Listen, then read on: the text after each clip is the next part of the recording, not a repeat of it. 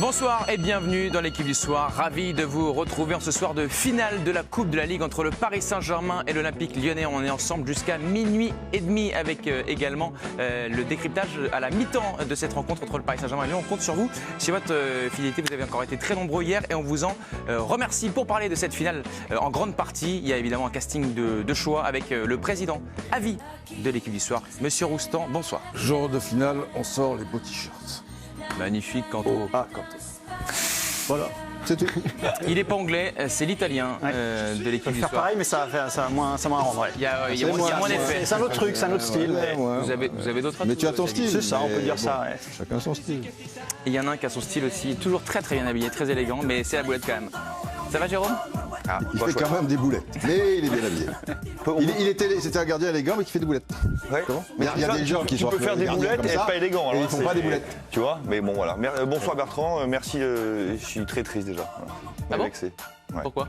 Vous m'associez à la boulette tout le temps. Bah oui, moi j'y suis pour rien, c'est la faute de Messaoud. Non, c'était un bon gardien, excellent gardien, Jérôme. Mais pour les plus jeunes, ils vont finir par croire que c'est Mister Boulette. C'est vrai. Alors que non, il y en a quasiment jamais fait. changer ce jingle. Bon, on va pas faire un débat quand même sur la carrière de Jérôme. Parce qu'en plus, on serait tous d'accord. Il y en a qui n'a jamais fait de boulette, c'est Étienne Didot. Absolument. Le copain d'abord. Bonsoir à tous. Bonsoir Sors ta Étienne. guitare, Tout va bien Étienne? Tout va bien? Oui, tout va bien. Ouais. Je remarque que j'ai pas de petit surnom, ça fait des années que je suis là, tu vois. On le cherche encore. Chilien. Posez-vous les bonnes questions. Chileno. Posez-vous les bonnes questions. Lui a un surnom, c'est l'expert. Bonsoir Monsieur Bourra. Alors c'est un expert, c'est-à-dire que là c'est... Je constate qu'il y a le clan des vestes, tout le monde a une veste. Il y a le clan des vestes. Parce que vous êtes au-dessus. Il y a les mecs décontractés, et puis après il y a Didier en forme, j'ai l'impression. les gros poissons. Non, pas du tout. En forme. Le Didier était timide avant l'émission, mais quand ça part, il est en forme. Il y en a un qui est en forme, j'espère, c'est Dave Apadou, qui est envoyé spécial pour la chaîne L'équipe au Stade de France pour suivre au sommet de son cette art. affiche entre le Paris Saint-Germain et l'Olympique Lyonnais. ministre indien Dave, est-ce que du vous avez Stade des choses de à nous dire? France. Est-ce que vous avez la compo du Paris Saint-Germain par exemple? Par exemple, bonsoir Bertrand, bonsoir les amis. Oui, on a la compo du PSG grâce à notre ami Damien Degore. Alors on s'interrogeait sur le système et les joueurs. Alors le système, ce ne sera pas un 4-2-4 comme on avait pu l'imaginer, mais ce sera bien un 4-3-3. Alors avec qui? Avec Navas évidemment dans les buts. Kurzawa sera latéral droit parce que Dagba est encore blessé, n'était d'ailleurs pas dans le groupe et Kerrer est seulement en train de reprendre, donc préservé. En charnière centrale, Thiago Silva, Kimpembe. À gauche, le jeune Bakker. Au milieu, donc Marquinhos qui monte en sentinelle pour muscler un peu ce milieu de terrain, accompagné de Gueye et Verratti. Et devant, surprise là aussi, on attendait peut-être Pablo Sarabia qui aura certainement un rôle à jouer contre l'Atalanta. Et finalement non, c'est Di Maria qui sera aligné à droite, Neymar évidemment à gauche, les deux en soutien de Icardi dans l'axe. Merci Dave, on vous retrouve d'ici quelques minutes évidemment pour débattre de cette composition d'équipe. On aura le thème d'ici quelques minutes et évidemment, chers supporters lyonnais, puis les fans de foot dans sa globalité, dès qu'on a la composition d'équipe de l'Olympique Lyonnais, évidemment, on vous la donne sans plus tarder. La DRDDR, pourquoi? Ben oui, parce que c'est la 26e et dernière édition de la Coupe de la Ligue, faute d'engouement, faute de diffuseurs également. Le premier vainqueur de cette compétition, c'était en 95, c'était le Paris Saint-Germain qui aura l'occasion ce soir peut-être de gagner une 9e Coupe de la Ligue, une 9e et dernière Coupe de la Ligue. L'OL ne l'a remporté qu'une seule fois. En revanche, la question elle est toute simple. Est-ce que la Coupe de la Ligue va-t-elle vous manquer, cette compétition, David? Pas du tout. Pour moi, ça a toujours été. Pour moi, ça a toujours été une compétition Canada Dry. Donc, ça ressemble à la Coupe de France, ça a la saveur, ça peut avoir l'allure, mais ça n'a pas du tout le charme, pas du tout le goût de la Coupe de France. Moi, j'ai jamais mordu dans cette compétition. Parce que tu es jeune aussi. Peut-être. Ça, merci déjà de le dire. Ça joue. Mais pourquoi? Mais après, non, parce que si tu veux, quand elle a été créée, bon, je suis bien placé pour je me savoir. souviens quand elle a été créée quand même. Oui. C'est pas si vieux que ça. Oui, d'accord. Mais il se trouve que c'est moi qui l'ai créé. Ah bah, tu vois, excuse-moi, mais je l'adore en fait. parce qu'on avait besoin de football. Non, ça n'a rien à voir. Mais en 95, il n'y avait pas... C'est pas le Gretz ? Pardon ? C'est pas le Gretz ? Ah non, c'est pas le Gretz. Non. Je suis allé voir le Gretz, sous les indications de Damon. Il a dit, tu dis ça, tac, tac, tac, tac, le Gretz. Je l'ai vu à Guingamp. Il me dit, machin, très bien, allez à la Ligue, mais prouvez-moi que ça peut rentrer dans les trucs. J'ai dit, ok, je suis allé à la Ligue, j'ai prouvé, boum. C'était pour France Télévisions et il l'a vendu à Canal+. Bon, c'est la vie. Normal. C'est quoi normal. Mais au-delà de ça, quand elle a été créée, les compétitions étaient beaucoup moins riches, si tu veux. Aujourd'hui, elle n'a plus de raison d'être, parce que la Ligue des Champions, c'est un truc accordéon. Et autrefois, les équipes nationales, même en 95, il y avait 7-8 matchs. Je ne te parle pas des phases finales. Maintenant, il y en a 12-13, ils vont en faire 6 rien qu'en 2-3 mois. Donc aujourd'hui, je reconnais, mais autrefois, elle permettait, parce qu'après, elle est quand même venue à France Télévisions, à des gens qui ne sont pas abonnés, qui n'ont pas les moyens de voir des grosses équipes. Pour les entraîneurs, elle permettait, si tu veux, de faire un petit peu tourner. Et l'air de rien, tu avais vite, c'était la force de cette... Après, ça n'a rien à voir avec la Coupe de France, parce que la Coupe de France, je suis d'accord, ça a une connotation beaucoup plus romantique, tout le monde pouvait participer, etc. Mais tu pouvais vite avoir des chocs, ok ? Et ça veut dire que dès les huitièmes de finale ou des choses comme ça, tu pouvais avoir des affiches. Et finalement, quand tu vois les demi-finales et notamment la finale, parce que les gros clubs se réveillaient un peu à partir de demi-finale en disant « Ah baba ». Après, ils l'ont galvaudé. Pourquoi ? Parce que ceux qui jouent la Coupe d'Europe, et c'est donc les plus gros, ils ne participent pas au premier tour. Alors déjà, c'est nul, tu vois. Le mec ne fait pas forcément la Coupe de l'UEFA. Bon, laisse tomber. Mais aujourd'hui, je suis d'accord avec toi, elle n'a plus de raison d'être. Cela dit, Jérôme qui l'a gagné, tu l'aimais bien en 95. Ah non, mais... Non, mais après, bon... mais évidemment. Après, mais évidemment. J'allais dire non, moi j'allais dire non, mais... Voilà. J'ai l'impression qu'il y a peu de gens qui vont un peu la défendre. Comme Didier m'a fait la passe, je termine rapidement. Voilà, je rejoins Didier beaucoup sur ce qu'il a dit, sauf que je n'ai pas créé la Coupe de la Ligue, donc veuillez m'excuser. Voilà, t'as créé tellement d'autres choses. Mais voilà, donc effectivement, moi je ne serais pas à partir de la rentrée en manque de sport ni de football, parce que tout va reprendre normalement et que c'est vrai qu'on va en bouffer en veux-tu, en voilà. Donc voilà, au niveau des émotions et du sport que je vois à la télé, elle ne me manquera pas. Mais quand j'étais joueur, elle m'apportait des émotions. C'était mes premiers matchs en pro, beaucoup. Et c'est important, juste je termine. Voilà. En 95, tu n'avais pas toutes les chaînes câblées où tu voyais des matchs de partout. Là, ça devient ridicule si tu veux de voir un match de Coupe de la Ligue avec l'équipe réserve devant 2000 spectateurs. Je parle un petit peu des premiers tours. Là où tu vois, boum, tu zappes, tu as Internap, tu zappes, tu as Liverpool. Mais en tant que joueur, c'est pour ça que je dis, quand je dis c'est mieux, mais je en dis tant que joueur, je pense que c'est des belles émotions qu'on a vécues aussi. C'était un contexte. Voilà, il y en a eu. Pas tout le temps, mais il y a eu des... Bon, El Chili, moi, comme joueur, je ne rejoins pas tout à fait Jérôme. J'ai toujours eu du mal. Parce que j'étais très, très accroché à la Coupe de France. Mais ça revient à l'enfance. Les premiers tours, voilà, mon père, il gagnait le maillot, il fallait avoir les maillots. Enfin, moi, j'avais toute la culture de la Coupe de France, elle était ancrée en moi. Donc, la Coupe de la Ligue, bon, j'ai failli la gagner, ça a failli mon seul trophée. J'ai fait une finale, mais... Oui, pour le côté final, voilà, mais ça n'avait pas la saveur. Ça n'a jamais eu pour moi la saveur. Même quand vous avez battu le Paris Saint-Germain avec Guingamp l'année dernière, d'ailleurs, en quart de finale, ça ne reste pas un souvenir impérissable plus que ça, quoi. Non, pas plus que ça. Pour moi, c'est excusez-nous. Vraiment personnel, mais ça m'a jamais marqué. Et Régis, en tant que coach, quel usage vous en avez fait de la Coupe de la Ligue ? Est-ce que c'était une compétition de la Coupe de France. Non, mais on ne sait pas comment faire. J'ai eu la chance de la jouer en tant que joueur et la vivre en tant qu'entraîneur. Donc dans les deux rôles. Il y a eu un exploit qui a été fait avec New York. On avait éliminé Marseille en 8e de finale. La période de tapis, on avait gagné. J'étais joueur. Et bizarrement, j'avais pas ressenti une émotion extraordinaire. C'était bien, ça avait été un bel exploit sur un match. On a toujours voulu un peu la comparer avec la Coupe de France. Ce qui est une erreur. C'est une erreur. Mais après, on a voulu. Le football professionnel se l'appropriait d'une manière qui n'est pas... Tu vois, et ça n'a jamais engendré quelque chose de très particulier chez moi. J'en ai regardé les matchs. Alors, Didier l'a tout expliqué, la création. Et moi, je l'ai joué en tout premier. On en a parlé tout à l'heure. On l'a gagné avec C'était avant 95. Avant 95. Parce que moi, je n'ai pas créé la Coupe de la Ligue. J'ai créé cette formule qui était plus attractive. Parce qu'avant, elle était sur 2 saisons, ce qui n'avait aucun sens, si tu veux. Tu vois. Ça veut dire que ce n'était pas les mêmes joueurs qui allaient faire les trucs. Alors là, pour un coup, c'était une coupe d'été. Mais du coup, la question, c'est va-t-elle me manquer ? Je comprends ce que tu dis, Didier, et tu as raison. Finalement, c'est vrai qu'à l'origine, moi-même, je me souviens, on était plutôt intéressés. En plus, il y avait le côté, tu sais, en Angleterre, c'est une vraie institution pour le coup. Et on se disait, tiens, on va peut-être réussir à créer ça. Et en fait, au fur et à mesure du temps, on n'a jamais réussi à le faire. Et je trouve qu'aujourd'hui, effectivement, elle n'avait plus de raison d'être. Et d'ailleurs, juste un dernier mot là-dessus, l'année dernière, l'affluence moyenne hors finale, c'est 8750 spectateurs.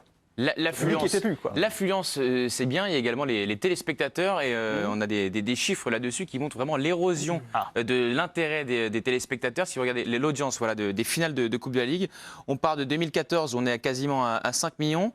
L'an dernier, on finit à 2,3 millions et c'est dégringolade de 2014 à 2019. C'est-à-dire qu'on dit à chaque fois qu'il n'y a pas assez de foot en clair. Et au final, c'est ça que les gens... Oui, mais en clair, maintenant, tu as quand même l'équipe de France, tu as un paquet de matchs, quoi. Je veux dire, rien que ça. C'est 7-8 matchs par an, quoi. Après, Didier, les gens, ils sont intéressés, ils regardaient les matchs à partir des demi-finales. Puis j'ai l'impression qu'il y a un quart en demi, ça dépend. Si tu as Marseille PSG en quart, le but, c'était que vite, tu pouvais avoir des affiches. Mais pour Lyon, c'est important parce que c'est leur premier trophée, cette génération-là. Je parle avant, ils avaient gagné quelques Coupes de France. Et c'est quelque chose qui les a lancés parce qu'eux, ils ont gagné la Coupe de la Ligue. Tu voyais couper dans les buts. Tu sais, il était à 2-3 minutes de la fin. On aurait dit qu'il avait gagné la Coupe du Monde, si tu veux. Et dans la foulée, eux, ils ont gagné les 7 machins. Et peut-être qu'ils vont boucler la boucle. On a entendu une sonnette, allons-y. Bien sûr, on a entendu la sonnette. Et lui, c'est pas une sonnette, c'est Dave Apadou qui est là. Peut-être que Dave va prendre la défense de cette coupe. Je suis naïf, je crois en vous, Dave. Est-ce que ça va vous manquer? Non, ça ne manque pas. Mais je vais un peu la défendre, cette compétition, Bertrand. Non pas que j'ai de nostalgie particulière, on l'a dit, il n'y a pas l'antériorité de la Coupe de France, il n'y a pas ce parfum d'épopée, puisque voilà, il y a très peu de tours, et encore moins quand on est un club européen avec des systèmes quasiment de tête de série qui s'évitent quasiment jusqu'au bout. En 2-3 matchs, paf, on est en finale. Ok, très bien. Maintenant, je rejoins un petit peu Didier sur l'argument que tout le monde n'a pas les moyens d'acheter 1001 abonnements. Ce qui m'a frappé, c'est qu'on est en pleine période là de comment on va recevoir Mediapro, enfin la chaîne Téléfoot, etc. On fait le calcul, est-ce que Netflix, etc. Ça va revenir à 30 balles par mois, mais on peut retrancher ça. On parle de certaines sommes quand même dans une période de crise.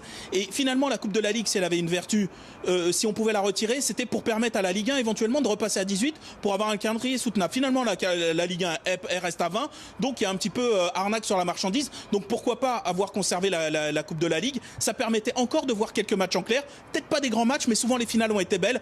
Donc moi, je me dis, elle va peut-être manquer quelque part un petit peu.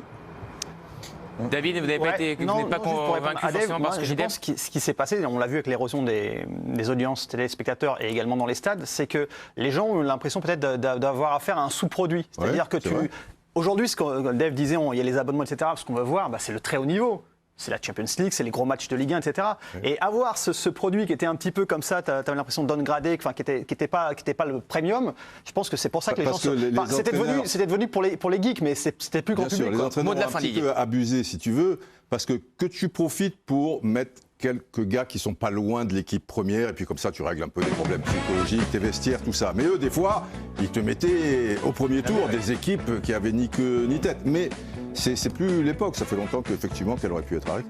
Bon, pas grand monde ne regrette cette Coupe de la Ligue. Il y a une finale ce soir entre le Paris Saint-Germain et l'Olympique Lyonnais. Est-ce que vous vous attendez à une grande finale? Je suis sûr que ça va susciter l'adhésion de nos chroniqueurs. Petite page publicité extrêmement rapide, on revient de suite. On attend la composition de l'Olympique Lyonnais également. On vous la fera parvenir dès qu'on l'a. À tout de suite.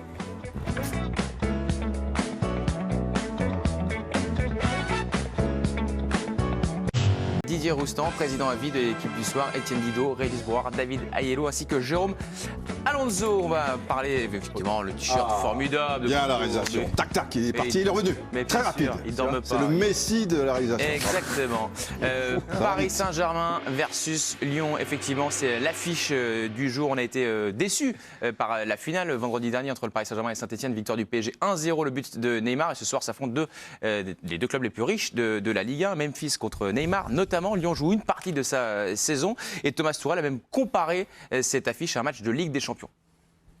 C'est clair que c'est un autre pas en avant parce que la qualité de Lyon, et c'est une équipe en Ligue des Champions, ils sont une grande occasion d'éliminer Juventus. Et voilà, c'est nécessaire qu'on prépare très bien et on va faire ça. Thomas Tuchel qui compare ce match à un match de Ligue des Champions. Vous attendez-vous à une grande finale? 3 chroniqueurs ne sont pas d'accord, c'est un 2 contre 1. Jérôme Alonso nous dit oui, je m'attends à une grande finale, bien sûr. Il est convaincu et il a raison. Et le tandem David Aiello, Régis Brouard, les Pisserois, vont nous dire non, ils ne s'attendent pas à une grande finale.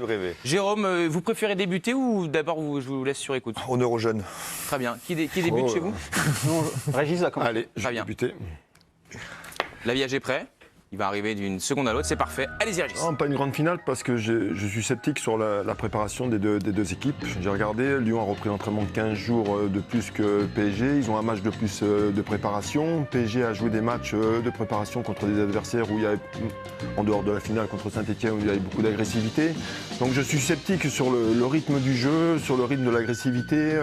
C'est une dernière finale. Lyon, le résultat est très important pour eux, donc je ne m'attends pas à un match ouvert. Mes amis, si on ne s'attend pas à une grande finale pour la clôture de la Coupe de la Ligue, même si on ne l'aimait pas, c'est quand même la dernière. Baisser de rideau sur cette coupe. On finit avec les deux meilleures équipes de football en France depuis 20 ans, puisque Lyon a trusté 2000-2010 et que le PSG truste depuis. Donc quand même, pour un baisser de rideau, je trouve ça fantastique.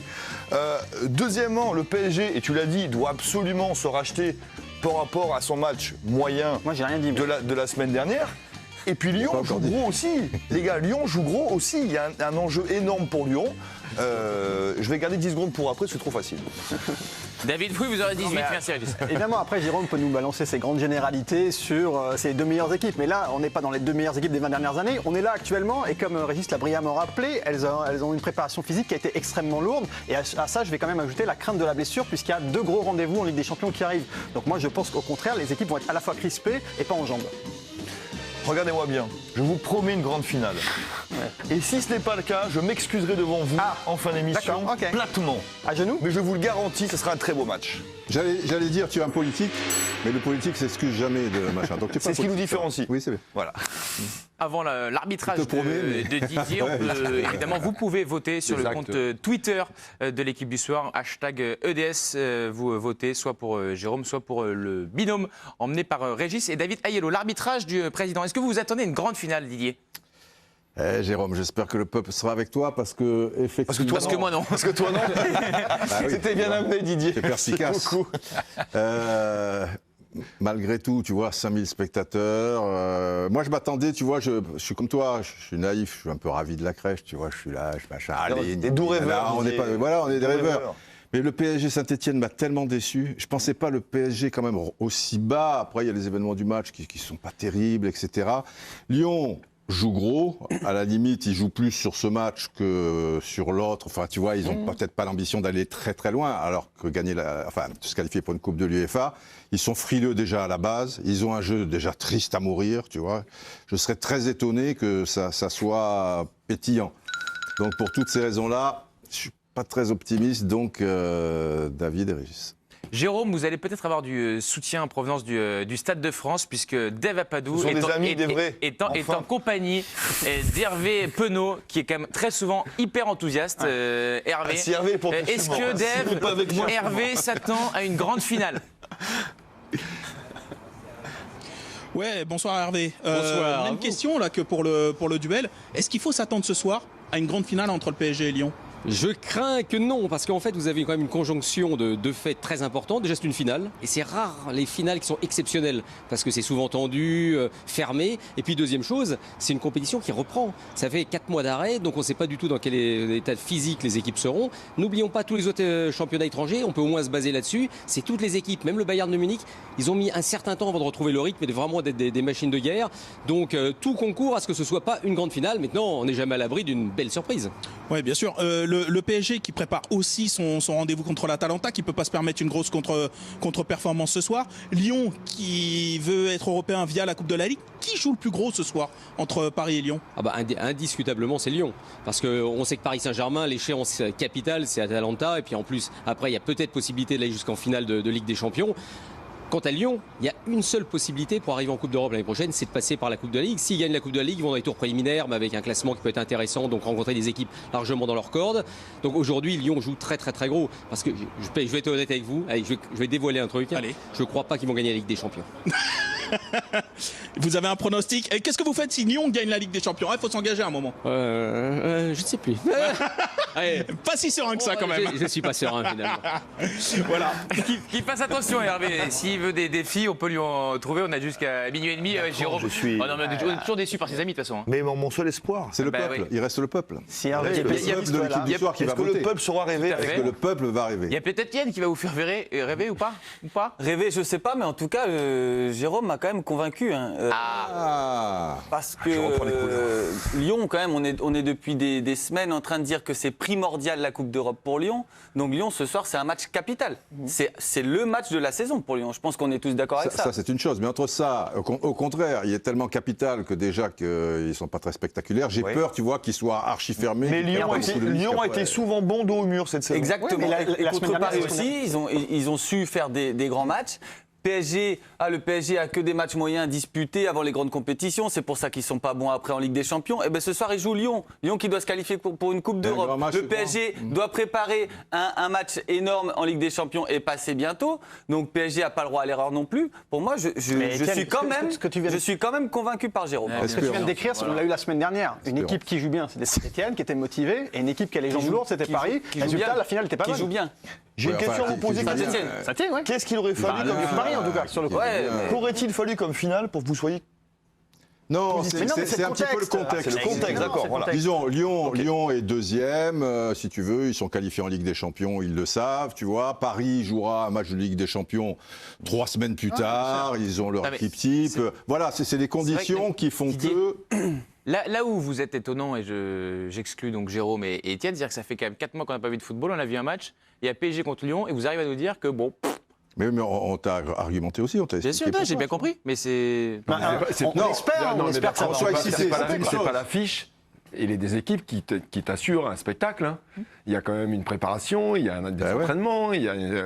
Je veux dire, ce serait trop simple de dire, parce que c'est 2 grands clubs... Moi, je pense qu'on peut avoir un beau match sur les 4-4 en plus. Et puis, plus on en discute, plus je suis persuadé que Jérôme a raison. Et l'autre élément qu'on n'a pas évoqué, c'est qu'on a quand même vu globalement, là je vais élargir au niveau du football européen, on a quand même bien vu que les reprises étaient quand même compliquées au niveau physique. Mais Régis, tu l'as dit. Sauf en Allemagne peut-être, mais la coupure avait été moins grande. Aussi, ouais. En premier. Donc, sur les dates de reprise des entraînements, j'ai regardé ça tout à l'heure, le PSG a repris son entraînement le 22 juin. Il y a 15 jours de plus et un match de plus. Est-ce que ça peut compter, Régis? Est-ce qu'on va le voir ça ce soir, à votre avis? Est-ce que vous attendez à voir les Lyonnais mieux que les Parisiens? J'ai été surpris du manque de rythme du match de PSG contre Saint-Etienne. C'est vrai. Mais très surpris. Ils ont fait des oppositions contre l'Havre où il n'y avait aucune agressivité. Ils ont joué contre des Écossais où il n'y avait aucun joueur n'avait joué 1h30 déjà. Donc, les 15 jours plus un match, parce que PSG a fait 3 matchs de préparation, Lyon en a fait 4. Donc ça peut jouer quelque part sur la durée du match. Et j'étais parce que 15 jours de PSG, c'était très inquiétant. Oui, c'était très inquiétant. Il n'y a pas de répondant physique. Mais après Paris, je pense qu'ils sont partis sur l'option d'avoir du jus. Donc, pour être prêt, d'accord. Ça, c'est une option. Combien de semaines ça fait en tout alors? Excusez-moi, je ne suis pas très bon. Pour Paris, pour Lyon Lyon, ça fait 7, non, c'est ça? 7 semaines. Depuis le 8 juin. C'est ce qu'on faisait habituellement. Ouais, mais ils ont coupé un petit peu. Oui, ils ont coupé. C'est que le contexte est différent. Mais c'est vrai que quand on reprenait, nous, en mi-juin, souvent, pour sortir. Voilà, c'était pas pour être à fond la caisse à ce moment-là. À Lyon, il faut qu'il soit à fond la caisse. Mais le contexte est différent. La préparation de 7 semaines, c'était pour une saison. Là, tu fais 7 semaines de préparation pour 3, 4, 5, voilà, maximum de matchs. Oui, après, ils vont pas recouper. Jérôme, je viens de regarder, parce que moi j'ai le droit d'utiliser mon téléphone, c'est la chance quand on est là, si vous n'avez pas le droit, mais moi j'ai le droit. Et donc là, ils vont achever leur 8e semaine. Ouais. Voilà, ils ont fait 7 semaines pleines et là ils sont dans leur 8e semaine. Donc là normalement on est... Ouais, Paris a fait une autre option. Et Étienne, au bout de... Non mais là je pense qu'au niveau préparation et... Non mais j'ai anticipé la question qui allait être superbe de Bertrand.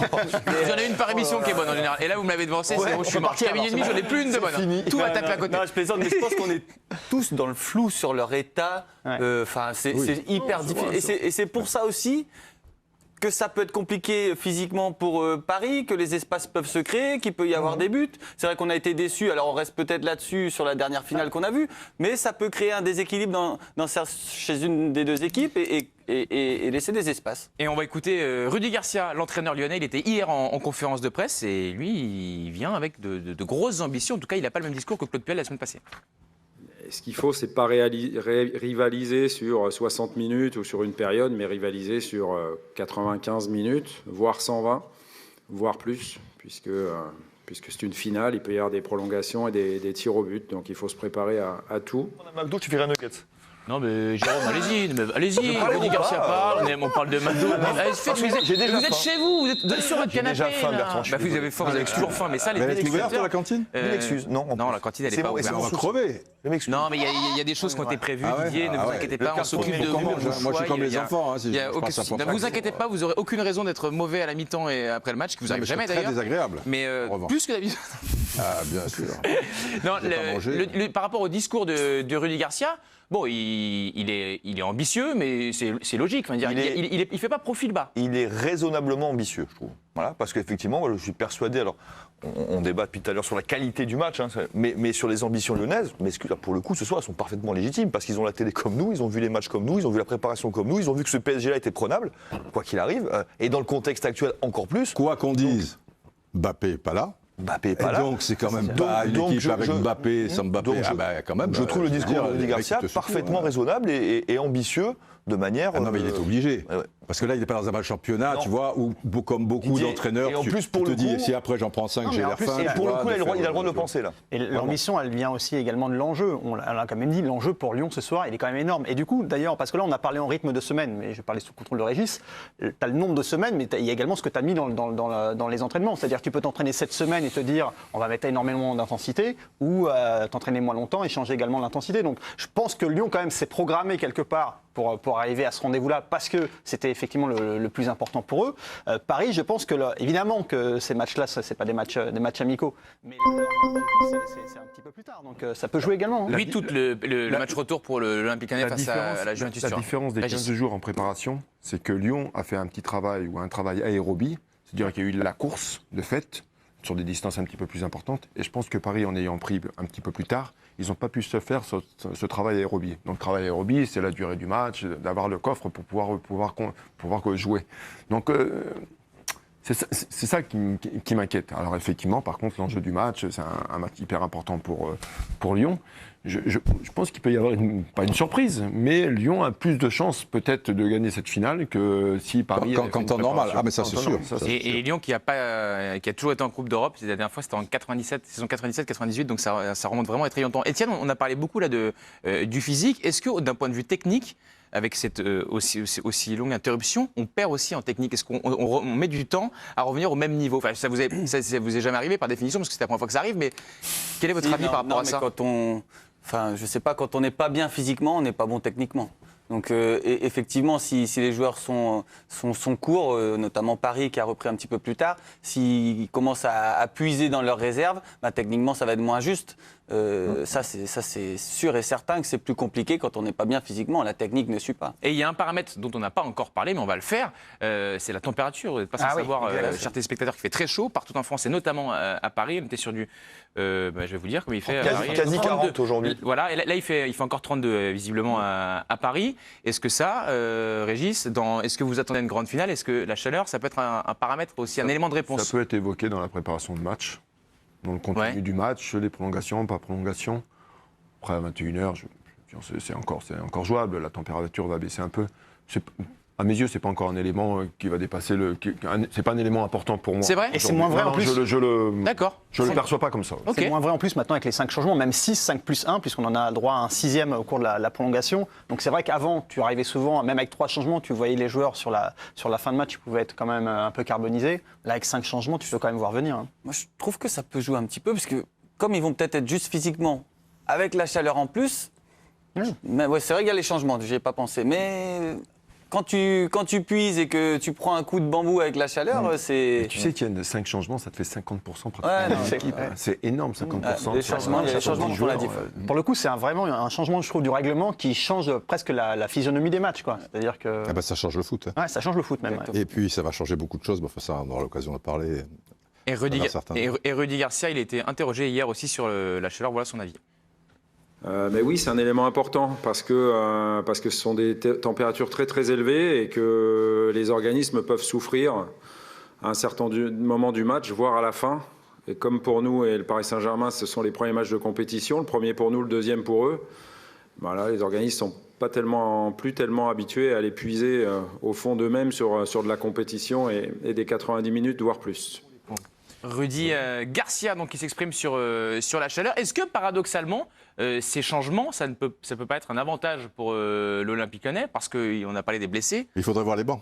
Les deux bancs. À Paris, on les a pas encore pour le moment, Didier, mais dès qu'on les aura, on le fera. Mais c'est vrai qu'à Paris, on a beaucoup dit, on en a parlé hier d'ailleurs, il y a des blessés sur les côtés. Cavani n'est plus là, Meunier n'est plus là, Mbappé est blessé. Kurzawa à droite, on n'a pas beaucoup parlé. Mais on va le faire d'ailleurs. Mais est-ce qu'au final, si le match doit durer, ce ne serait pas un argument pour Lyon? Théoriquement, oui. Sauf qu'à la base, l'effectif de Paris est beaucoup plus riche. Donc finalement, là, j'ai l'impression que les blessures, ça a rééquilibré un petit peu la donne. Et à la base, Oui, à la base. Mais c'est pour ça que je te dis. Est-ce que Draxler, c'est vraiment quelqu'un, tu vois, non, mais si ça fait longtemps que tu trucs. L'effectif parisien, tu n'as plus Dagba, tu n'as pas Kéré, tu n'as pas Mbappé. C'est pour ça que je demande d'avoir les bancs.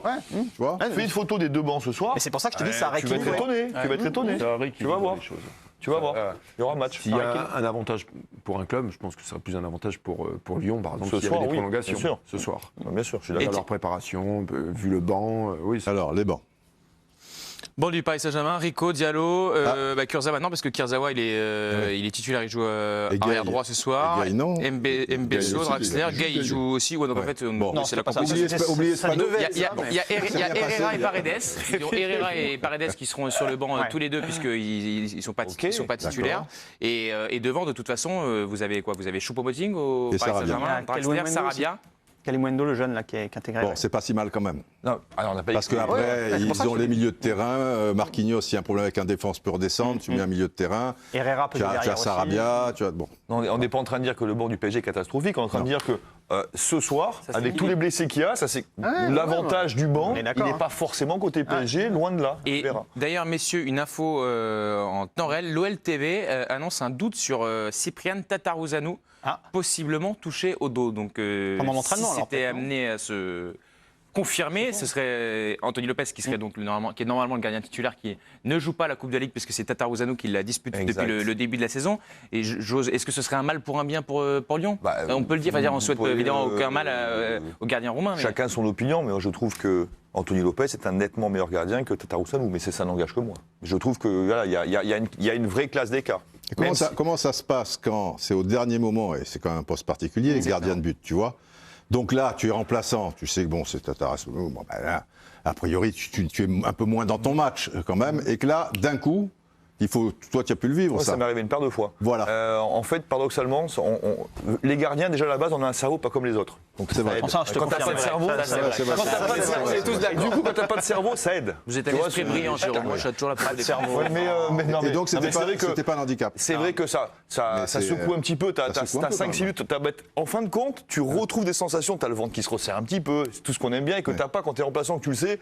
Et en plus, comme Anthony, c'est un mec qui a joué 400 matchs en 3 ans. Là, tu vois, bon, il est peut-être pas mécontent, un peu soufflé. Et là, il va vite se remettre dans son truc. Et puis, c'est un gardien qui a joué tellement de matchs sous pression, qui est tellement habitué à la pression. Oui, c'est final ou pas. Oui, ça va. Non, mais c'est dans l'autre sens. Ça aurait été quelque chose. C'est-à-dire que si c'est le titulaire et qui se blesse à l'échauffement et que c'est le remplaçant. Mais en tout cas, oui. Enfin, je suis désolé encore une fois parce que vraiment un joueur qui se blesse avant une finale, c'est vraiment. Pour le moment, il y a un doute. Il n'est pas encore forfait. Mais si ça devait arriver, évidemment. Lyon perd pas la journée ou un instant? Là, ça vient de tomber, donc je pense que c'est par rapport à ce qui se passe à l'échauffement ou dans la journée, possiblement touché au dos. Il y a un paramètre dont on n'a pas encore parlé, c'est qu'on est toujours à huis clos, enfin semi-huis clos, puisqu'il n'y a que 5000 personnes, moins les 1500 qui y travaillent. Dans cette affiche de ce qu'on attend d'un match de foot, notamment d'une finale, est-ce que vous vous y êtes déjà fait au fait qu'il n'y a personne dans le stade ou vous n'y avez pas pensé ou... Si, on s'y est fait maintenant. C'est moche, moi je m'y fais pas. Je trouve ça horrible, mais bon, surtout pour une telle finale, c'est difficile. Mais surtout pour les joueurs aussi. Ah oui, non, mais totalement. Moi je parle presque en tant que joueur, c'est horrible. Le contexte et l'environnement d'un stade plein ou avec du monde, voilà, il n'y a rien de comparable avec peu de personnes remplies au Stade de France. Donc il manque une saveur qui est particulière.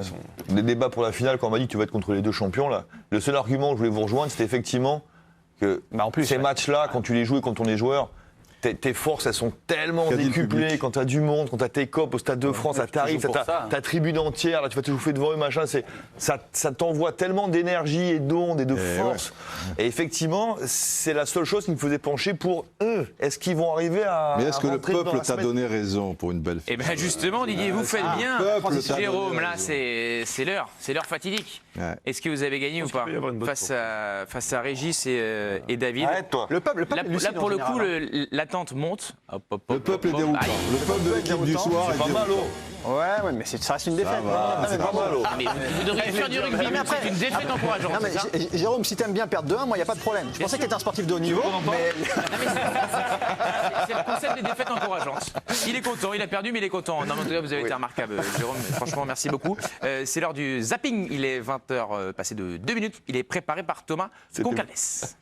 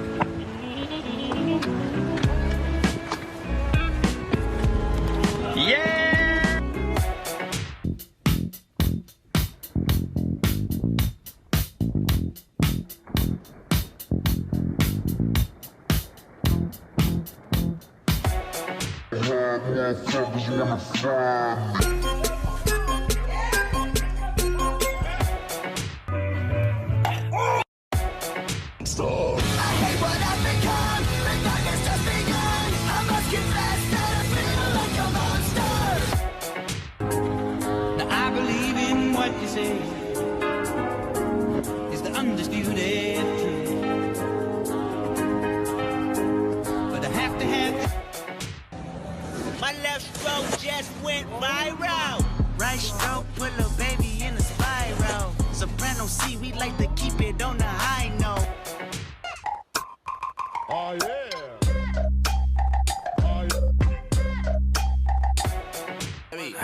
Rack City, bitch. Rack City, bitch. 10, 10, 10, 20s on your... I believe I can fly. I believe I can touch the sky.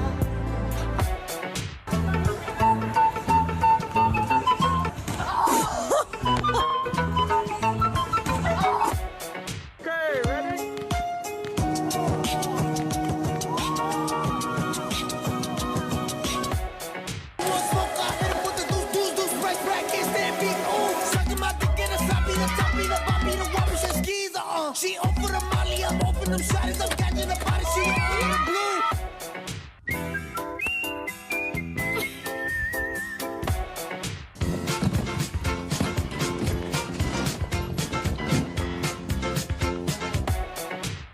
Just because of you, everything will get it for you.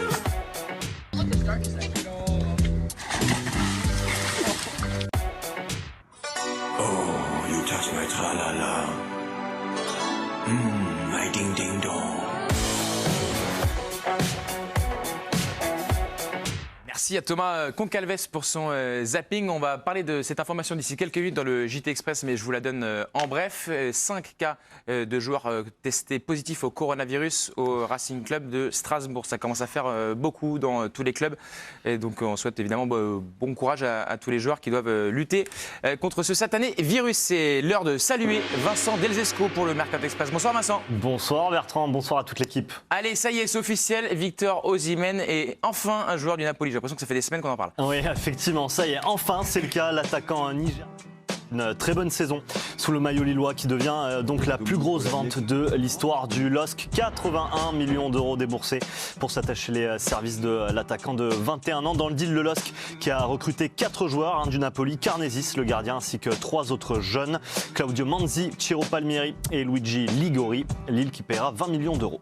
Ouais, c'est pas neutre ça, Lille qui recrute 4 joueurs du Napoli et 3 jeunes qui payent 20 millions d'euros. Est-ce que c'est le bon choix Napoli, David, pour Victor Osimhen? Moi, j'étais un peu surpris. Déjà, je suis surpris que Naples ait eu déjà les capacités financières pour réaliser ce transfert. On sait qu'il y avait également d'autres clubs qui pouvaient être intéressés par ce joueur qui est quand même très prometteur. Donc, du côté de Naples, j'étais un peu surpris. Et pour lui, je trouve qu'il prend un risque parce que c'est un club qui est pas facile quand même. Après, peut-être qu'il a finalement, je me dis, il a aussi peut-être les caractéristiques pour s'imposer là-bas. C'est un joueur qui est vraiment très attiré par le but, qui c'est un club se qui bat. joue quand même. Ouais, c'est un club qui joue. C'est déjà bien pour un attaquant, tu vois. Je suis d'accord qu'il a des caractéristiques pour s'imposer, mais c'est pas un choix facile pour lui. Mais après, c'est tout à son honneur d'avoir choisi de relever ce défi. Non, c'est bien. Moi, je crois que c'est parce que entre Lille et un très grand club tout de suite, je pense que c'est pas si mal. Déjà, je vais te dire, entre la Ligue 1 et la Serie A... un club du calibre de Naples, effectivement, qui reste pas sur une grosse saison, qui va pas faire de Coupe d'Europe, qui va pas avoir un calendrier surchargé. Moi, je crois que le tremplin pour aller de Lille à un très grand club, Naples, ça me semble être... ce qu'il a fait Charleroi. Ça me semble être encore une étape super intéressante. Quand tu connais son histoire aussi même, il a un chier lui. C'est quand même un parcours terrible, ce qu'il a vécu en Afrique, etc. et tout. Je pense qu'il peut aller au fin fond de la Papouasie avec des mecs. Naples, c'est intelligent. Il aura peur de rien, il doit avoir un mental terrible, ce garçon. Le LOSC perd Victor Osimhen. Vincent, mais se renforce avec l'arrivée de Sven Botman. Sven Botman, formé à l'Ajax, prêté à Evenren cette saison, le défenseur central qui s'est imposé comme l'une des révélations de la saison. 26 matchs, 2 buts, 4 passes décisives pour l'international U20 néerlandais. Il pourrait remplacer Gabriel, très courtisé sur ce mercato. Et l'Olympique de Marseille qui lorgne sur un joueur du Bayern Munich. Il s'agit de Michael Cuisance. Michael Cuisance, c'est votre quotidien. L'équipe qui révèle que l'OM a réaffirmé une fois de plus son intérêt pour Michael Cuisance, le jeune milieu français du Bayern Munich. Villas-Boas séduit par le joueur et qui souhaiterait un prêt, notamment en cas de départ de Morgan Sanson. Problème, Hans-Dieter Flick, le technicien du Bayern, compte aussi sur le milieu de terrain français. Je le cite, nous comptons sur Michael Cuisance. La saison prochaine, nous aurons besoin d'un effectif plus large pour pouvoir répondre aux attentes d'un calendrier ultra chargé. C'est ce qu'a expliqué Hans-Dieter Flick. Rapidement, Étienne, est-ce que ça vous paraît faisable comme opération? Est-ce que le joueur a intérêt d'aller à l'OM en prêt ou pas? Il y a la Ligue des Champions, il y a le fait de jouer davantage. Non, c'est pas une mauvaise idée pour le joueur. Zinedine Zidane pense à Benoît Badiachil. Et le quotidien AS en fait même sa une du monégasque qui est révélé comme, qui serait en tout cas révélé comme le nouveau Raphaël Varane, le défenseur de 19 ans qui est également courtisé par le Stade Rennais et l'Olympique Lyonnais. Il y a également le Bayer Leverkusen. Régis, est-ce que vous êtes étonné de cette information? Étonné et surpris. Pour parler clairement, vous ne voyez pas si fort je ne vois pas ce type de joueur aujourd'hui s'imposer dans un club comme le Real de Madrid.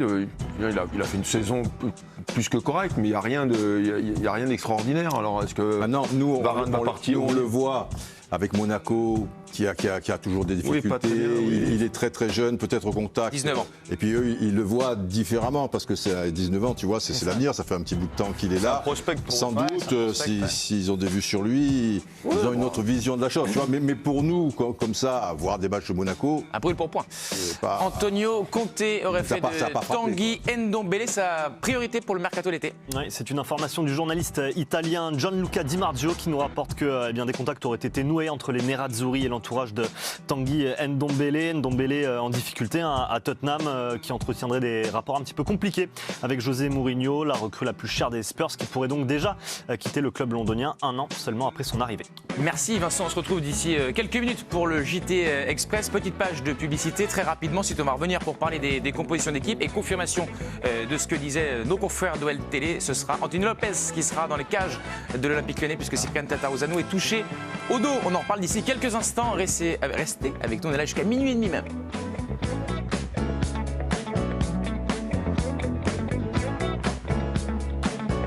Moi, je suis d'accord. Je suis pas persuadé. Donc pour moi, ça me plaît. Je vois les joueurs, je vois. Je vois quand même il y a beaucoup de qualité technique. Ça joue au ballon, avoir ça joue au ballon, et je me dis qu'il doit être capable de la garder.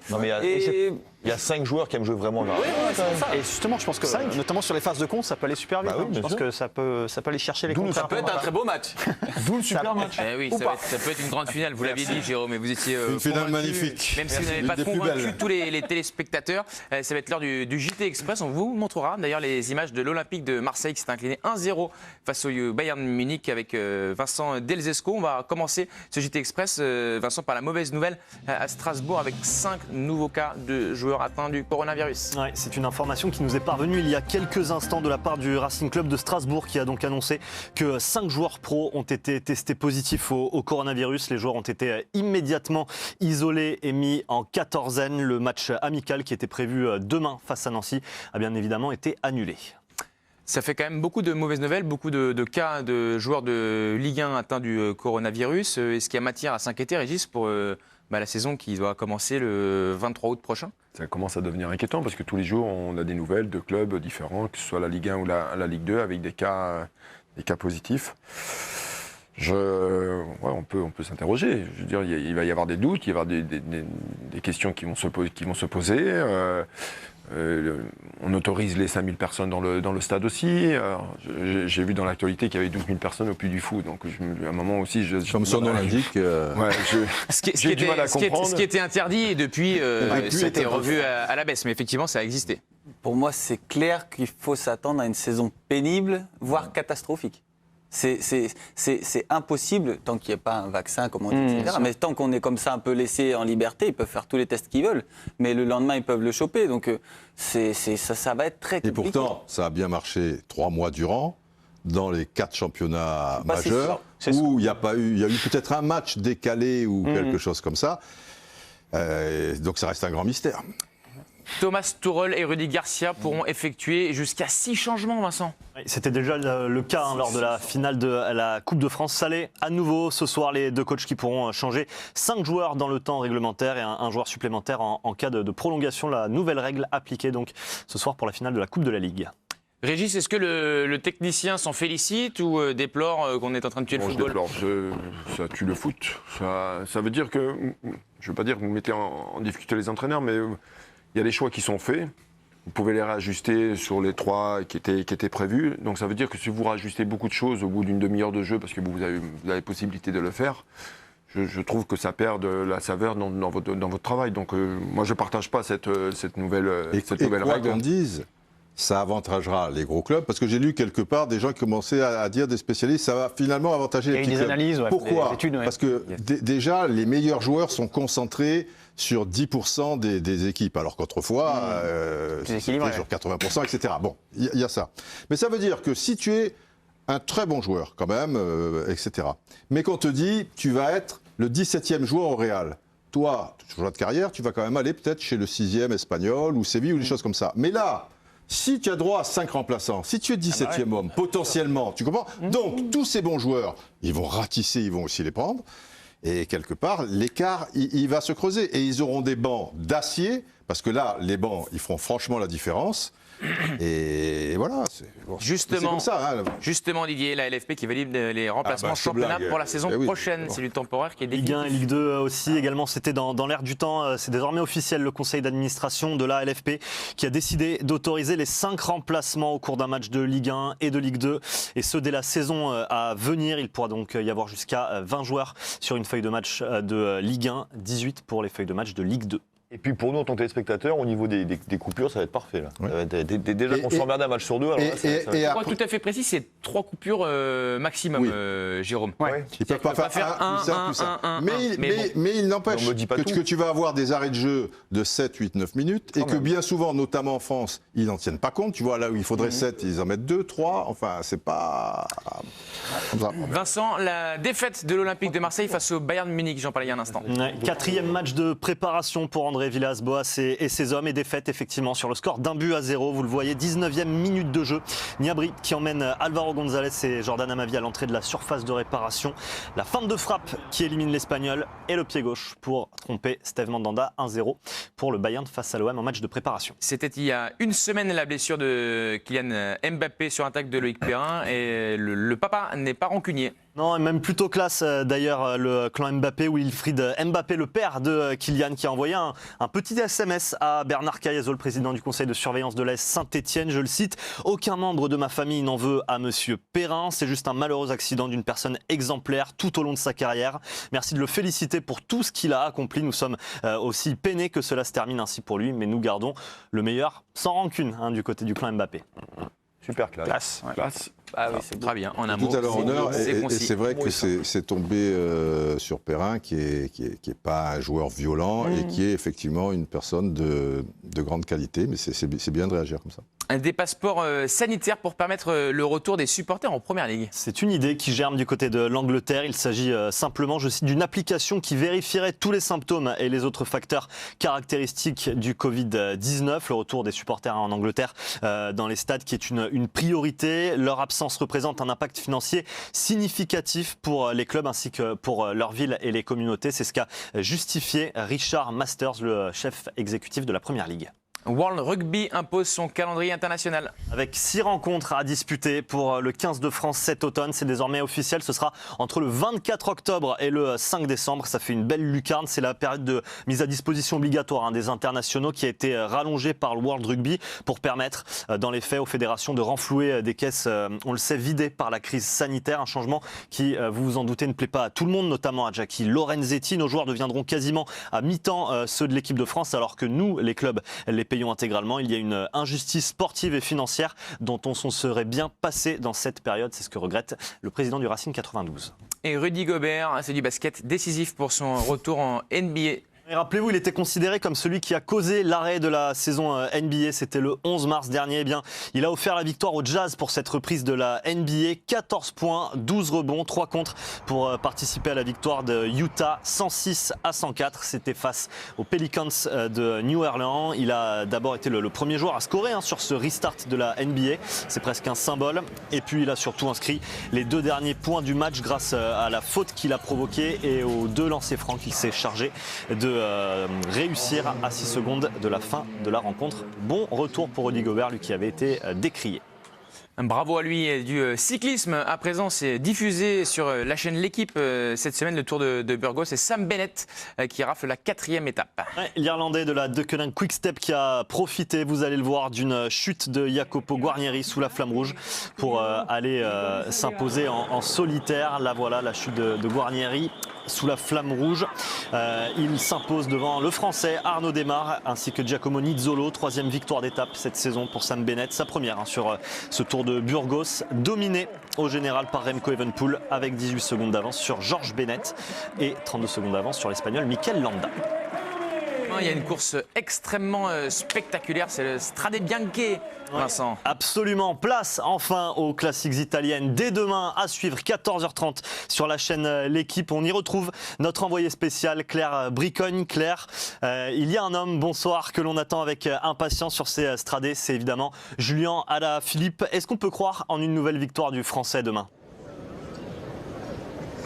C'est un grand oui, Vincent. Oui, on peut y croire pour 2 raisons. La première, c'est qu'il a choisi de venir ici. Il aurait pu faire le Tour de Burgos, il l'a lui-même avoué, mais il adore l'Italie, il adore les Strade Bianche qu'il a remporté en effet l'année dernière.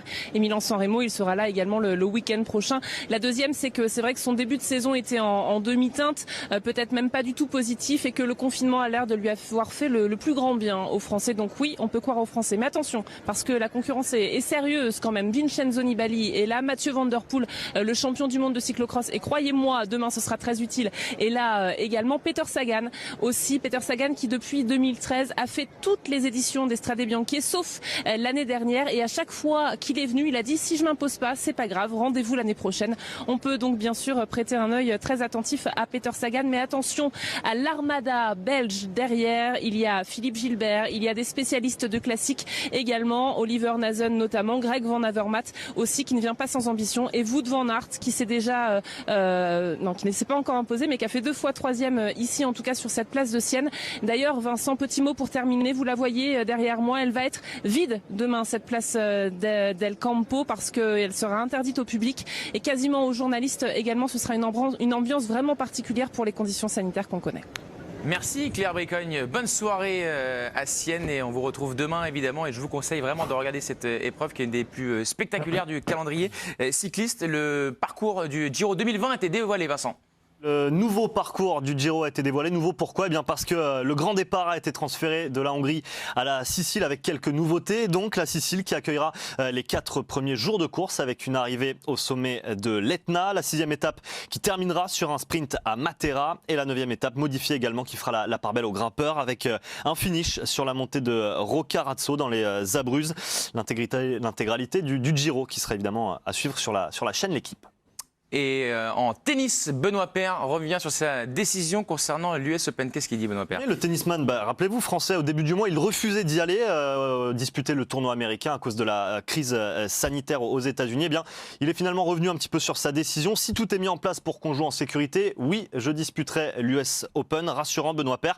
C'est ce qu'il a affirmé sur un live Instagram dont il est habitué. Une information d'ailleurs accréditée par sa présence sur le Masters 1000 de Cincinnati qui se déroulera sur le même site que l'US Open la semaine précédant le tournoi du Grand Chelem.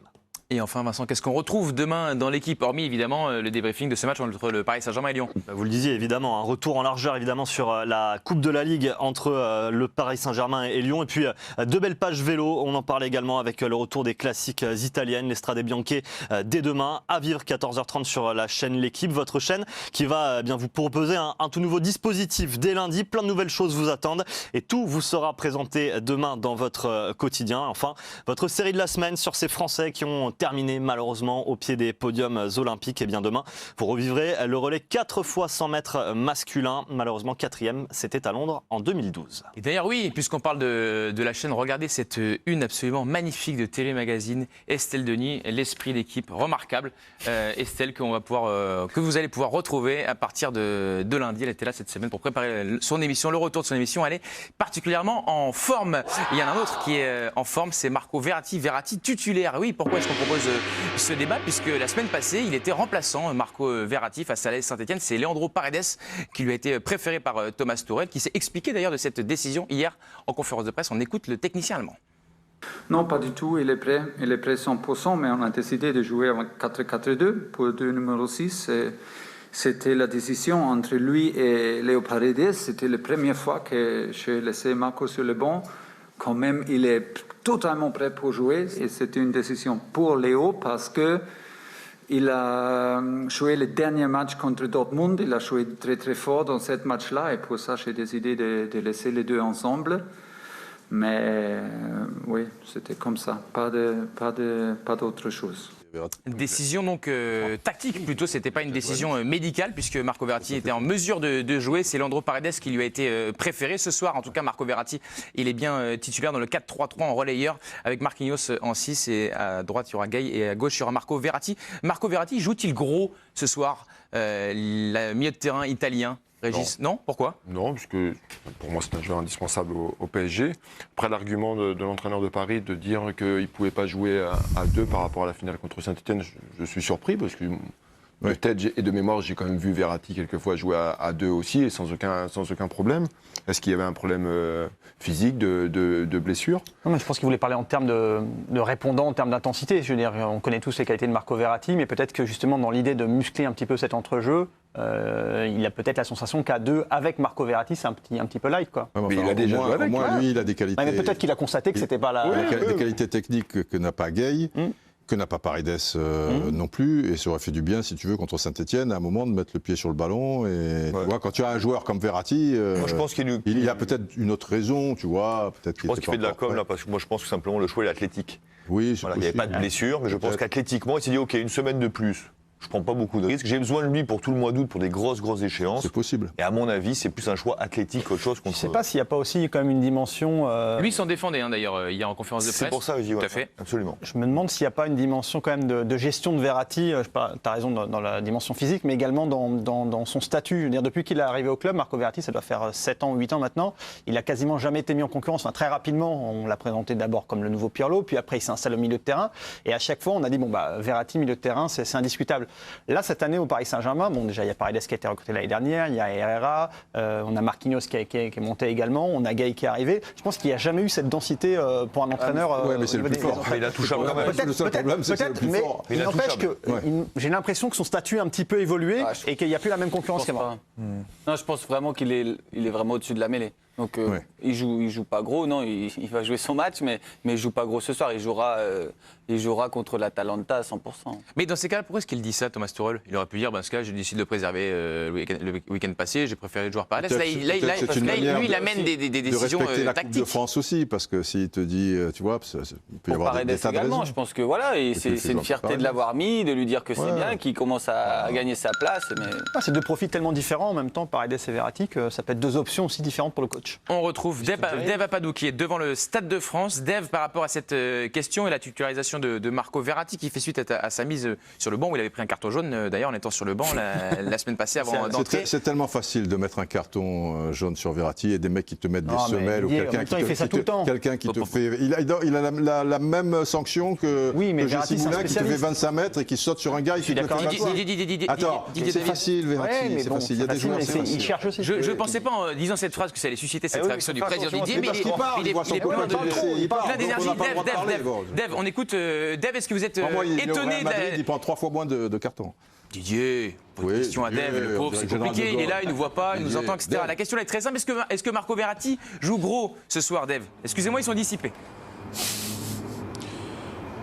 Non, je crois pas. Je crois pas qu'il joue gros. Si vous parlez de de la possibilité d'un changement de statut, j'entends ce que dit David sur le fait qu'il faudrait peut-être le challenger davantage.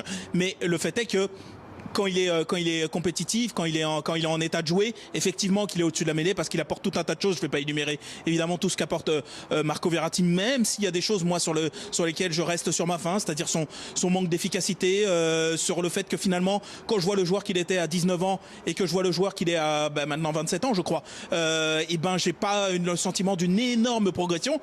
Et puis je fais le bilan un tout petit peu de ces saisons. Il y a trop de matchs qui manquent, il y a beaucoup trop de grands rendez-vous manqués.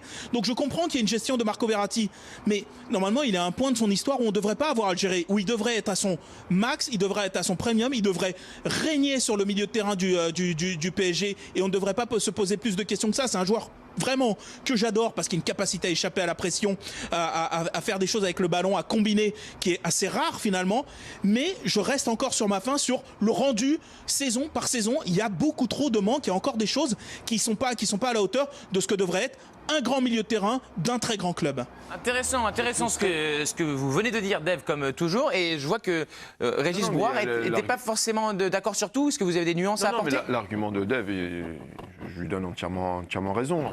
Moi j'adore. Oui, non, mais j'adore le joueur et il est tellement au-dessus de la mêlée. Je veux dire sur plein d'aspects, même sur l'aspect tactique. Alors on m'explique en jouant à 2, la densité athlétique, c'est pas pro Verratti ici et là.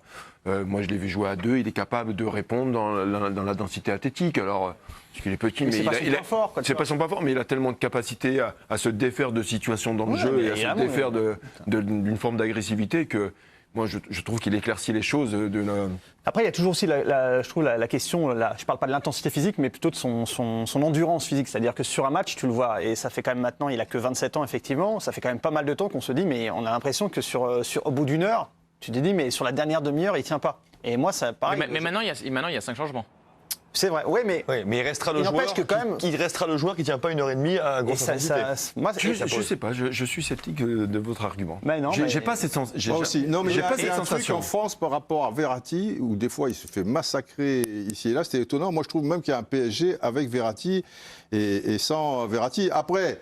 Quand tu as 2 gars et tu en as 4 devant qui font la vie et que l'équipe est coupée en 2 et qu'il faut passer son temps à colmater les brèches, a priori, il n'est pas là pour faire ça, Verratti, si tu veux, tu vois. Il y a d'autres joueurs qui, c'est pas son rôle. Ne me fais pas dire que je dis qu'il n'était pas bon. Hein. Ah non, mais moi je trouve qu'on attend plus, je trouve qu'on attend plus de lui, je trouve. Je trouve que c'est un joueur fantastique, mais je m'excuse, ça fait 2-3 ans que je trouve qu'il manque d'essence dans les fins de match importants, c'est tout. Voilà, c'est un constat physique. Je trouve que là-dessus, il progresse pas, c'est tout. Mais c'est le seul truc. Non, c'est pas le seul truc, parce que la gestion de sa nervosité, c'est aussi l'autre gros point noir. En revanche, David, quand tu as le gong, en général, c'est que c'est fini. Bah, du coup, mettez-moi un carton comme ça se réclame pas les cartons, parce qu'en plus, je vais avoir besoin de vous assez rapidement. Depay, le retour. Et oui, c'est le premier match officiel, en tout cas, de l'attaquant néerlandais de l'Olympique lyonnais, qui, le même jour que Jeffrey Nadelid, s'était fait une blessure des ligaments croisés du genou. Et en tout cas, le Covid lui a permis de disputer cette finale, puisqu'elle avait été reportée. Et une victoire de Lyon passe-t-elle forcément par un grand Memphis Depay? David Aiello nous dit non. Et vous allez avoir 1 minute pour convaincre vos petits camarades de jeu du soir et convaincre les téléspectateurs de l'équipe du soir. Allez. Vous êtes dans la lumière et vous avez 1 minute ou un peu moins, comme vous le voulez en tout cas, pour défendre cette idée. Alors, déjà, je trouve que c'est un formidable joueur, c'est pas la question. La question, c'est de savoir, est-ce que ça passe forcément par un grand Depay? Moi, j'ai jamais eu l'impression que l'OL tenait à Depay, que son rendement déjà statistique était tel que l'OL pouvait pas se passer de lui. Je veux dire, on n'est pas en train de parler de CR7 et de la Juve ou de Messi et du Barça. Donc déjà, je trouve qu'en termes d'impact, c'est pas le joueur indispensable à l'OL. D'autre part, je rappelle que le dernier gros match de la Juve face à Lyon, il n'était pas là et que ça n'a pas empêché la Juve d'être très très performante sans lui. Donc ça fait un deuxième argument. D'autre part, je trouve que c'est pas un leader pour moi de cette équipe lyonnaise. C'est quelqu'un, et c'est certainement l'une de ses qualités également, qui est très centré sur lui-même. On le voit sur le terrain. Donc j'ai pas l'impression qu'il mène l'équipe collectivement avec lui et derrière lui. Donc pour toutes ces raisons, moi j'ai pas vraiment l'impression que cette OL est Memphis Depay dépendante. Très bien. Les 13 secondes, vous les laissez ? Non, je les garde pour après, je peux, non? Ah bah non, il y a un moment donné... en tout cas, vous avez été très exhaustif et peut-être convaincant. On va poser la question autour de la table, un petit habillage à l'américaine. Oui ou non, est-ce que vous avez été convaincu par David Aiello? Non. Bon, ok, ça c'est rancunier. Je comprends les arguments de David, mais je suis pas convaincu. Non, ok. Non plus. Oh. Le grand chelem? Non, pas du tout. Bon, bah voilà, on va commencer par... Peut-être que vous pourrez compter sur le soutien des téléspectateurs. Vous pouvez voter ou non pour David sur le compte Twitter de l'équipe du soir, #EDS. Pas du tout. À l'opposé, Didier, il n'y a rien qui vous a convaincu? Rien. Parce que déjà, ces stats, je pense qu'elles sont plutôt intéressantes. Oui. J'oublie pas que c'est lui qui les sauve sur une demi-saison il n'y a pas si longtemps et qui peuvent, par miracle, accéder à la Ligue des Champions. Je trouve qu'il est très intéressant dans le jeu. Si tu veux, le fond du problème, c'est plutôt le système de jeu et comment on l'emploie à Lyon d'une manière générale. Et de toute manière, tu le vois avec les Pays-Bas. Avec les Pays-Bas, il est capital.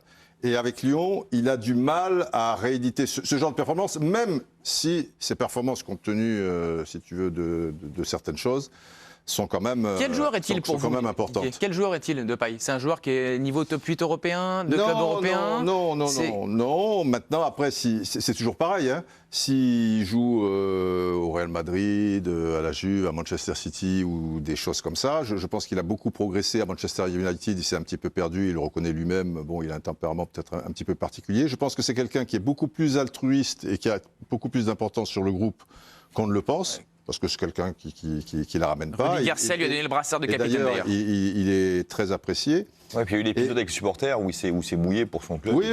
Enfin, c'est quelqu'un. Quand Marcelo avait des soucis, il est monté au front. Moi, j'aime beaucoup. Et je te dis encore une fois, quand tu vois les performances qu'il fait aux Pays-Bas, avec les Pays-Bas, et la constance qu'il a dans le jeu, parce qu'il a les deux quand même. Il te marque des buts, mais deux au but, il te fait jouer quand même les autres, quoi, tu vois. Donc voilà. Après, c'est un profil, moi, d'un œil d'un entraîneur, c'est un profil de joueur où tu fais une équipe autour de lui. Mm-hmm. Parce qu'il y a des situations de repli défensif, bon après c'est pas son truc, hein, d'équilibre d'équipe, il ne le fait jamais. Et l'équipe qu'il a mis en place, Rudy Garcia aujourd'hui, je trouve qu'elle est faite par rapport à lui. Donc il sort de blessure, il va jouer avec deux attaquants, donc il y a une forme de liberté qu'il va avoir. Il est très bon avec les Pays-Bas quand il est libre dans le jeu. Hein. C'est lui qui fait les décalages, c'est lui qui fait les différences, il fait beaucoup de choses. Donc quand vous avez ce type de joueur et ce profil de joueur dans une équipe, bien souvent vous faites une équipe autour de lui, par rapport à ses caractéristiques, offensifs et défensifs. Maintenant, juste entre parenthèses, il sort d'une très grosse blessure. Exactement, c'était la question pour Étienne. Est-ce qu'on peut déjà avoir un grand Memphis Depay, rien que pour ces raisons-là? Est-ce qu'il peut être bon ce soir parce qu'il revient de blessure?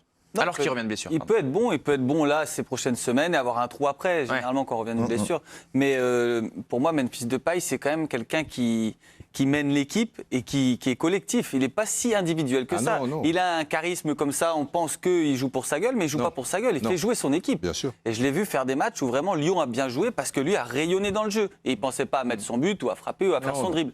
Donc pour moi, si Depay vraiment est très fort ce soir et rayonne, pour moi, Lyon a un gros avantage ce soir. L'opinion du chef. Ouais, j'avais du mal avec ce joueur au début, je reconnais. J'avais du mal à me situer, j'avais du mal à m'emballer, j'avais du mal à... Et puis je trouve qu'il a progressé, qu'il est devenu, qu'il s'est adapté à son nouveau club, à ses coéquipiers, qu'il est devenu plus intelligent dans le jeu. J'ai appris à l'apprécier et c'est vrai que j'ai... Alors tu parlais de la Juve, effectivement il n'était pas là. Mais enfin, néanmoins... Tu as vu le match de Lyon, voilà. Je veux dire, tu gagnes 1-0, mais tu vois la deuxième mi-temps. Oui, mais je veux dire, tu vois la première aussi. Il y a un ou deux pénaltys qui peuvent être sifflés, enfin tu vois, il y a le résultat, mais après il y a le reste. J'ai souvent vu Lyon très bon dans les grands matchs, quand Depay était très bon. Mais c'est très intéressant tout ce que vous avez dit les gars, mais la question c'est, est-ce que ça passe forcément par un grand Depay? Moi je ne vous dis pas que Depay n'est pas un très bon joueur, je l'adore. Je vous dis juste que sans lui, je pense que c'est pour ça que j'ai fini là. Heureusement que tu l'adores.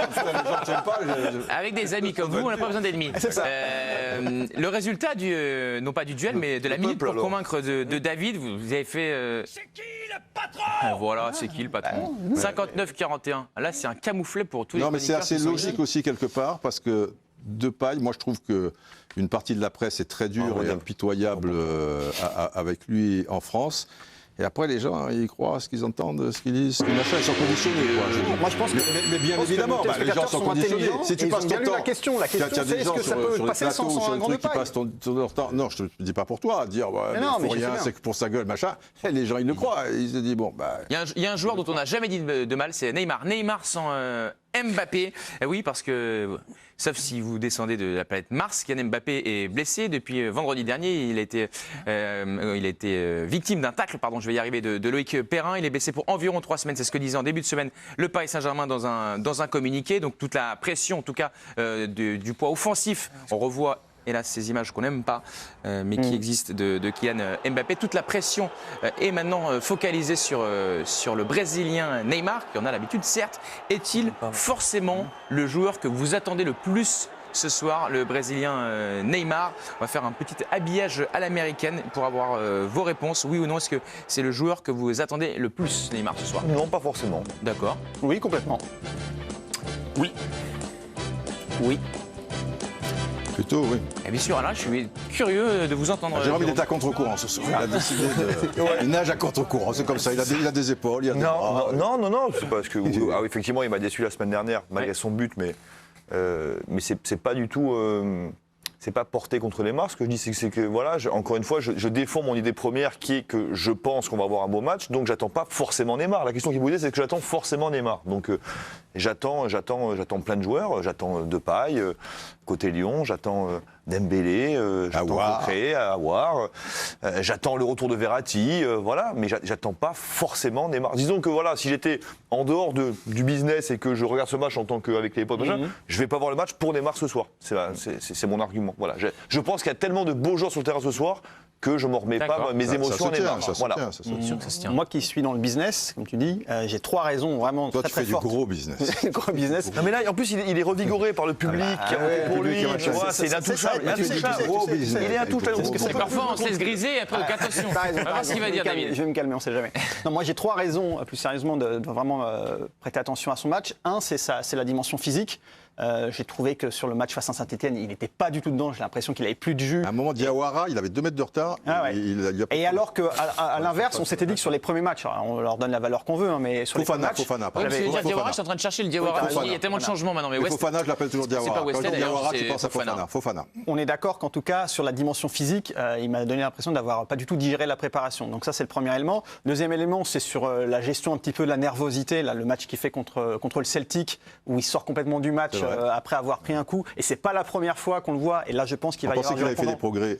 Et en fait, non. Et pour moi, c'est une dimension, aujourd'hui, c'est la dimension qui lui manque, c'est la capacité à rester dans ces matchs-là. En plus, pour un coach, c'est facile de dire, tiens, va me le chercher, il va sortir du match. C'est le seul moyen que tu as de le faire sortir du match. C'est le deuxième point. Et le troisième point, donc tu vois, il y a quand même beaucoup de raisons, c'est sur sa relation avec Icardi sans Mbappé. Parce que c'est quand même pas du tout le même profil de joueur. On sait que la collection, elle est vraiment naturelle avec Mbappé. C'est intéressant, tu as raison. Et j'ai vraiment envie de voir ce que ça peut donner sans Mbappé. C'est vrai. On peut rajouter juste une 4e raison. Allez, vas-y. Avant, Régis, la déclaration de Juninho par rapport Ah oui, t'as raison. Et je pense que ces types de joueurs-là, quand Juninho, il y a... Oui, dans le Guardian. Il devrait être redevable au PSG, il est venu pour l'argent, etc. Ah oui, et là, il y a Juninho en face. David, là, il sera dans les tribunes, Juninho, mais effectivement, il est à Lyon comme directeur sportif. Une image, vous parliez de Kylian Mbappé, c'est le Paris Saint-Germain, je vais la découvrir en même temps que vous. Il est là, Kylian Mbappé. En tout cas, il marche main dans les poches avec, en tout cas, visiblement, une démarche qui est... En tout cas, il a plus de béquilles, on le voit. Il peut très bien avoir la telle en dessous et tout, machin. Enfin, voilà, ça veut rien dire, ça.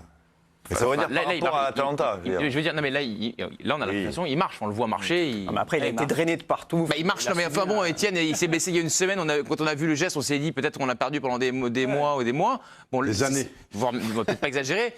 Vous ne trouvez pas ces images rassurantes pour vous? C'est rassurant. Bon, bah alors. Non, c'est rassurant. Après, il marche. Voilà, on ne sait pas ce qu'il y a, on ne sait pas s'il a quelque chose en dessous, s'il a encore des douleurs, si c'est gonflé, pas gonflé, on n'en sait rien. Il marche et c'est rassurant, oui, qu'il marche. Mais est-ce qu'il marche sur l'eau? Bah ça, est-ce qu'il marchera sur... Non mais ceci dit, c'est marrant comme image parce qu'il y a quand même, avec Mbappé depuis le début, il y a le côté surréel, etc. Ça peut encore alimenter sa légende. C'est-à-dire qu'au début, comme tu l'as dit, on a dit est-ce qu'il n'est pas blessé pour 3 mois Et s'il revient au bout de 15 jours, pas pour ce match-là évidemment, ni même celui de préparation contre Sochaux, mais pour l'Atalanta, c'est-à-dire ce gars est vraiment... Il sait qu'il y a la caméra, alors peut-être, tu vois, ça fait partie du truc. Il souffre un max, mais tu sais comme quand on rentre le ventre sur le... Non, tout va bien. Tu rentres le ventre, pas du tout. Ne dis pas qu'en plaisantant. Évidemment qu'on plaisante. Étienne, par rapport à... Les gens le comprennent quand même, non? Bien sûr.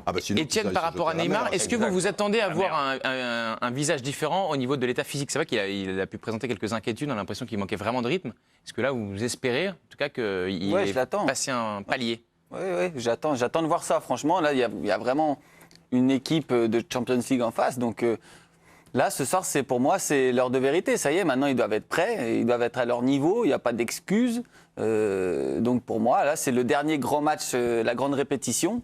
Et donc, ce soir, pour moi, c'est vraiment un gros test. En plus, Neymar, il a joué tous les jours pendant le Covid dans son jardin. Là. Il n'arrêtait pas. Lui, il ne s'est pas arrêté.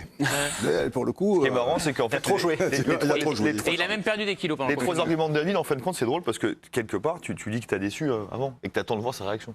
Quand je dis avant, déjà, je parle du match contre Saint-Etienne. Moi, il m'a déçu contre Saint-Etienne. Donc, quelque part, tu vois, tu vas aussi... Et on attend toujours des choses différentes de grands joueurs. Je veux dire, c'est pas compliqué. On le compare avec les autres joueurs, il y a de bons joueurs dans le match. Mais lui, il est autre part, il est sur notre planète. Donc, on espère qu'il va s'y passer toujours quelque chose de différent, parce qu'il va faire des choses différentes. Et moi, toutes les raisons, il a expliqué David les 3 raisons, et on en a rajouté avec la 4e, avec la déclaration de Juninho. Je pense que ces types de joueurs-là, ils ont besoin de ça. Et ce soir, pour lui, c'est un vrai match. Ouais, t'as raison. Je vais sortir un tout petit peu. On a parlé de Neymar, on a parlé de Depay. Moi, j'attends un futur grand joueur, j'espère français, ce soir, c'est Aouar. Eh oui. Moi, j'attends de voir si Aouar est capable aussi de mettre la main sur ce match et de faire gagner un titre à Lyon et de les qualifier. Pour moi, j'ai toujours cette question, je trouve extraordinaire par moment, mais sur un match comme ça, on parle de Neymar et de Depay, mais j'ai hâte de voir le match de Aouar. Moi, j'attends beaucoup d'Aouar. C'est vrai. Là-dessus, c'était pas forcément le cadre de la conversation, mais ce que dit Étienne n'est pas sûr. Il a raison. Sur Oussem Aouar, tout le monde est un peu là-dedans, dans l'attente d'eux. Oui, il a des qualités formidables. Des fois, c'est vrai qu'il disparaît un petit peu et tu te dis c'est dommage. Pourquoi? Alors, est-ce que c'est vrai qu'à Lyon, pour bien jouer par rapport à ce qui est mis en place, il faut se lever tôt. C'est peut-être pas, tu vois, mais quand même. Et compte tenu des... c'est plus un espoir maintenant à voir quand même. Ça fait 2 ans et demi quand même qu'il est là régulièrement. Il manquait de constance dans ses performances. Parfois, ouais. Mais vous parlez au passé? Non. Moi, j'adore le joueur. Donc c'est encore lui. Quand on parle du match contre la Juventus, c'est lui qui te fait le truc à gauche, tu vois. Dans l'orientation, dans la mobilité, il est capable de percuter, il est capable d'éliminer, il est capable de finir. Est-ce qu'il est capable de faire gagner son équipe sur une finale? Moi, j'attends ça parce que moi, j'y crois vraiment. Moi aussi, j'aime beaucoup, mais il me frustre des fois. Donc, j'ai envie de le voir ce soir vraiment éclabousser. En fait, ton attente, elle vient d'un manque. Parce que c'est ça, en fait. T'as envie qu'on ait plus, et plus souvent, et plus régulièrement. Parce qu'on sent tous qu'il y a ce truc magique chez lui et qu'on voit pas assez souvent et assez régulièrement. Messieurs, vous avez été extrêmement clairs. On a été très bon. Sur ce dossier du Paris Saint-Germain contre Lyon. Maintenant, il va falloir vous mouiller un petit peu. C'est l'heure des pronos. Pronos mi-temps. Non, je ferai en dernier pour attaquant concurrent encore. Vous allez commencer. Jérôme, vous avez la chance de. Merde, c'est ce que Alors, on va se faire proprement. Quel sera le score entre le Paris Saint-Germain et Lyon à la mi-temps? 1 partout. À la mi-temps. 0-0. 1-0 Paris. 2-1 Paris. Moi, je suis Jérôme à contre-courant. Tu le sais, Didier. Tu le sais, il n'y a que ça. En papillon. C'est un papillon, ça, là? C'est un papillon. C'est un papillon. Ok. Un papillon. Tu vas pas m'expliquer le papillon, je suis un canois. C'est un papillon fatigué. C'est le papillon qui est un peu morflé. Toi, tu t'occupes du vélo, moi je m'occupe du papillon. Chacun son truc, le vélo et la natation pour vous, Didier. Pas la natation. Il a la canicule à Paris. Le papillon, d'accord.